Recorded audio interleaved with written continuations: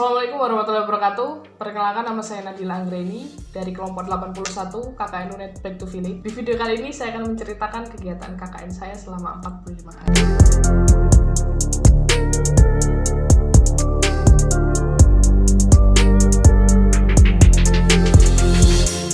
Di KKN kali ini saya berlokasi di Desa Bayem, Kecamatan Kasembon, Kabupaten Malang. Ini saya mengambil tema dengan program inovasi pembelajaran sekolah saat pandemi COVID-19. Alasan saya mengambil program inovasi pembelajaran anak sekolah karena di daerah saya banyak sekolah dasar SD ya. Mereka masih menggunakan sistem belajar mengajarnya itu secara manual atau dengan cara datang ke rumah, tapi dengan hanya memberikan tugas saja tanpa adanya pemberian materi. Nah, dari situ saya memilih program inovasi belajar anak sekolah. Sasaran saya di KKN ini, yaitu saya mengambil sasaran SDN Bayem 2, di mana SD ini terletak di Desa Bayem juga. Dan pada kegiatan KKN saya kali ini, saya bagi menjadi 5 bagian, yang mana pada bagian 1 yaitu terdiri dari minggu 1. Minggu 1 di sini saya melakukan observasi dan identifikasi masalah dari sasaran saya, yaitu SD Bayem 2. Dan kebetulan ketika saya observasi ini bertanya langsung kepada salah satu guru SD Bayem 2. Saya bertanya kendala apa saja yang dijumpai ketika proses belajar mengajar pada saat pandemi COVID ini. Kan memang harus dirumahkan, yaitu baik siswa maupun guru harus dirumahkan. Jadi tidak boleh ada yang di sekolah. Saya bertanya kendalanya apa saja, baik itu kendala dari siswa, baik itu kendala dari guru, maupun kendala dari wali murid itu sendiri. Lanjut pada bagian 2, yaitu terdiri dari minggu kedua. Di minggu kedua ini saya mencari literatur media pembelajaran online apa saja yang cocok untuk diaplikasikan di SD Bayem 2 ini. Setelah itu saya melakukan penyuluhan kepada guru dan siswa. Pada saat saya mencari literatur ini, saya memilih Google Meet dan Google Classroom. Google Classroom di sini saya gunakan untuk media pembelajaran, yaitu baik pemberian materi maupun pemberian tugas. Dan sedangkan untuk Google Meet ini dikhususkan untuk bertatap langsung secara online, yaitu dengan menerangkan materi-materi, atau mungkin dari siswa sendiri memiliki kendala saat mengerjakan tugas atau saat memahami materi, jadi mereka bisa langsung bertanya di Google Meet ini. Kenapa saya memilih Google Classroom? Karena memang Google Classroom ini mudah diaplikasikan dan juga memang sangat mudah dipahami, tidak menyusahkan bagi penggunanya.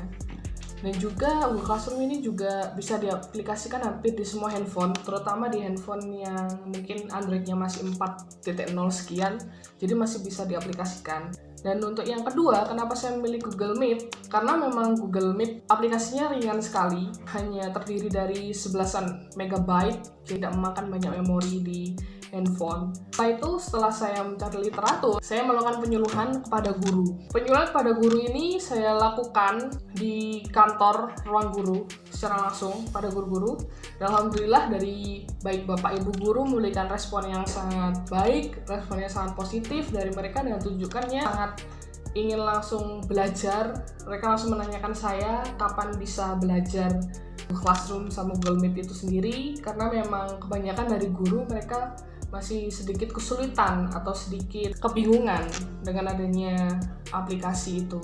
Saya juga melakukan penyuluhan juga kepada siswa. Namun, di penyuluhan kepada siswa ini saya melakukan penyuluhan kepada wali muridnya.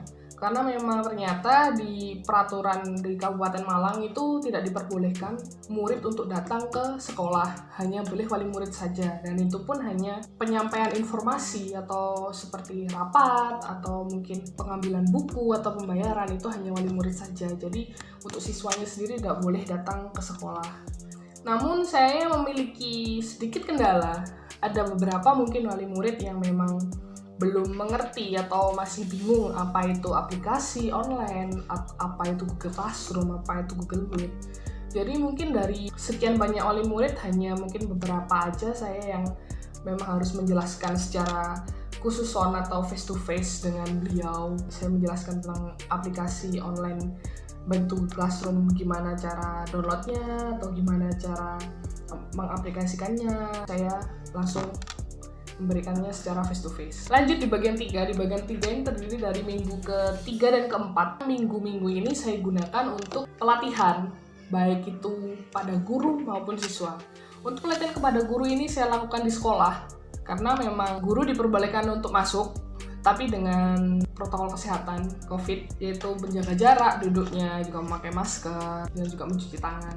Jadi minggu ketiga, 4 ini saya menggunakan pelatihan kepada guru dan siswa. Pada guru-guru ini beliau meminta untuk diajarkan melalui laptop dan melalui handphone, karena memang tidak semua guru bisa mengoperasikan laptop secara lancar. Jadi mereka ingin diajarkan melalui handphone saja biar mudah kalau misalkan mereka ada acara di luar seperti itu.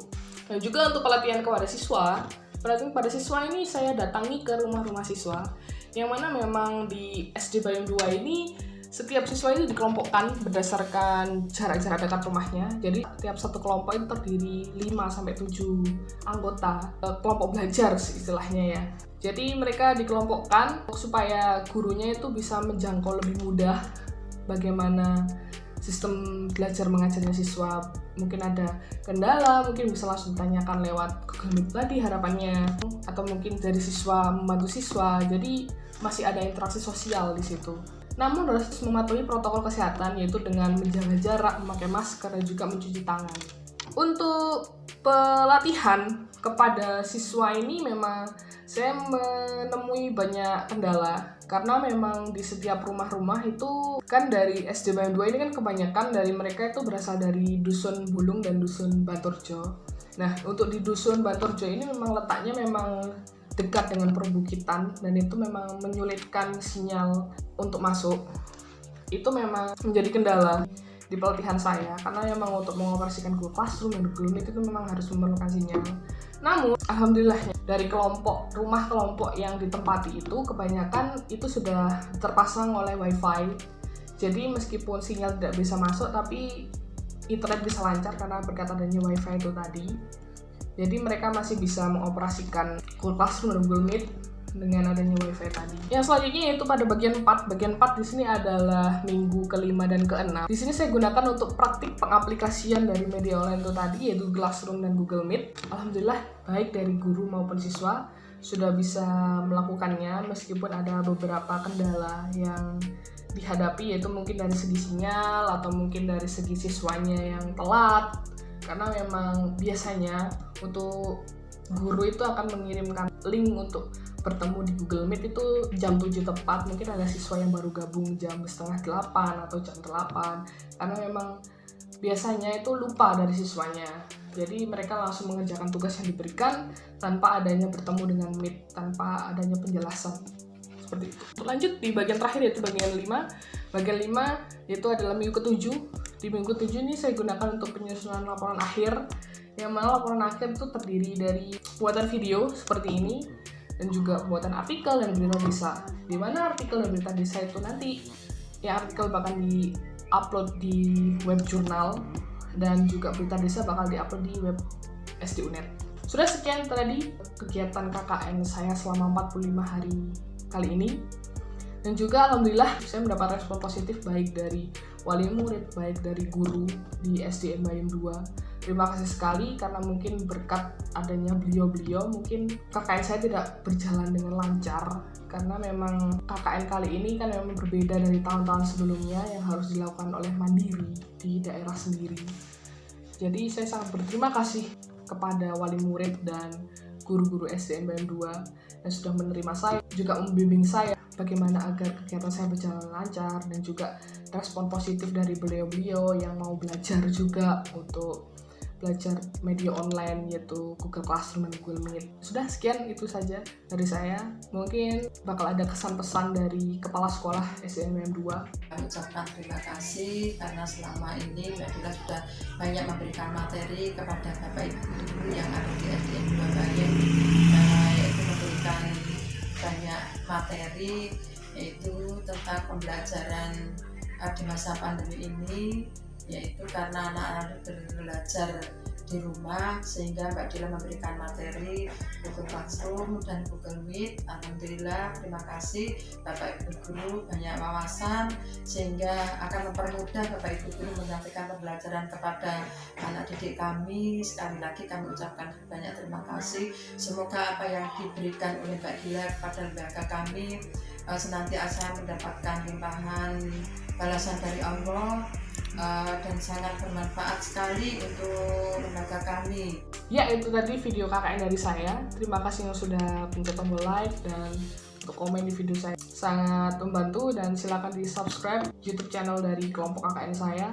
Terima kasih. Jika ada salah kata dan perbuatan dari saya mohon maaf. Wabillahi taufiq wa hidayah. Wassalamualaikum warahmatullahi wabarakatuh.